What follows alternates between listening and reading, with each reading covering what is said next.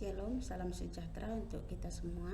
Perkenalkan, nama saya Megawati Silaban Eskom, golongan 3, angkatan 58 kelompok 4.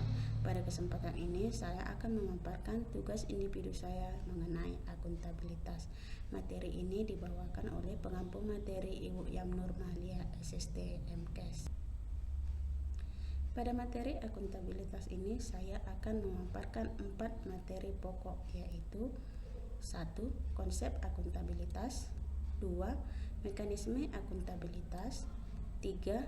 Akuntabilitas dalam konteks. Dan yang keempat, menjadi PNS yang akuntabel. 1. Konsep akuntabilitas.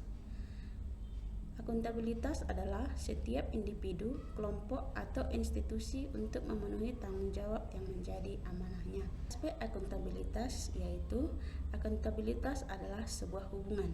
2. Akuntabilitas berorientasi pada hasil. 3. Akuntabilitas membutuhkan adanya laporan. 4. Akuntabilitas memerlukan konsekuensi. Dan yang kelima, akuntabilitas memperbaiki kinerja. Pentingnya akuntabilitas adalah untuk menyediakan kontrol demokratis, mencegah korupsi dan penyalahgunaan kekuasaan, meningkatkan efisiensi dan efektivitas. Tingkatan akuntabilitas terdiri dari stakeholder, organisasi, kelompok, individu, dan personal. 3. Mekanisme akuntabilitas. Mekanisme akuntabilitas terdiri dari dimensi akuntabilitas, yaitu akuntabilitas kejujuran dan hukum, akuntabilitas proses, akuntabilitas program, dan akuntabilitas kebijakan. Mekanisme akuntabilitas birokrasi Indonesia terdiri dari perencanaan strategis, kontrak kerja, laporan kerja. Untuk menciptakan lingkungan kerja yang akuntabel, ASN diharapkan dapat mengamalkan nilai-nilai akuntabilitas, yaitu 1. Kepemimpinan, 2. Transparansi, 3. Integritas, 4. Tanggung jawab, 5. Keadilan, 6. Kepercayaan, 7. Keseimbangan, 8. Kejelasan, dan yang ke-9 konsistensi. Langkah-langkah menciptakan framework akuntabilitas. 1. Menentukan tujuan yang ingin dicapai dan tanggung jawab yang harus dilakukan. 2. Melakukan perencanaan apa yang perlu dilakukan untuk mencapai tujuan. Yang ketiga, melakukan implementasi dan memantau kemajuan yang sudah dicapai. 4. Memberikan laporan hasil secara lengkap, mudah dipahami, dan tepat waktu. 5. Melakukan evaluasi hasil dan menyediakan masukan atau feedback untuk memperbaiki kinerja yang telah dilakukan melalui kegiatan yang bersifat kolektif.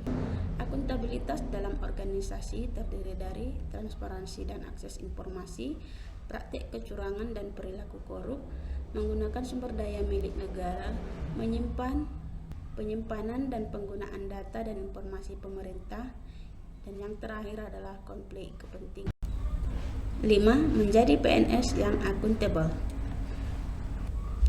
PNS yang akuntabel adalah PNS yang mampu mengambil pilihan yang tepat ketika terjadi konflik kepentingan, tidak terlibat dalam politik praktis, melayani warga secara adil dan konsisten dalam menjalankan tugas dan fungsinya.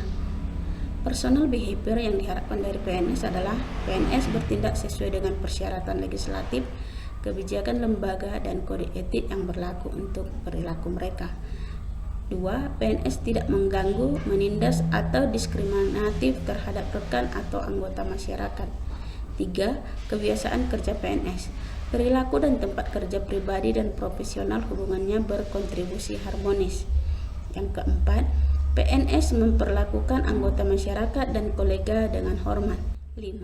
PNS membuat keputusan adil, tidak memihak, dan segera, memberikan pertimbangan untuk semua informasi yang tersedia, undang-undang dan kebijakan dan prosedur institusi tersebut. 6.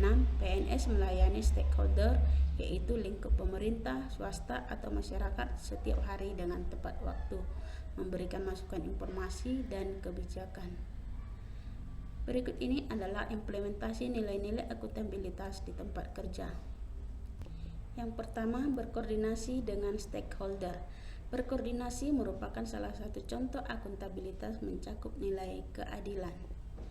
Yang kedua, bekerja dengan penuh tanggung jawab. Bekerja dengan penuh tanggung jawab merupakan salah satu nilai akuntabilitas, yaitu tanggung jawab. Yang ketiga, yaitu menghormati pendapat orang lain. Menghormati pendapat orang lain merupakan salah satu contoh akuntabilitas, yakni integritas. Saat berdiskusi mengenai pekerjaan, kita tidak boleh memaksakan kehendak kita kepada orang lain. Demikianlah pemaparan saya mengenai materi akuntabilitas ini. Semoga bermanfaat bagi kita semua.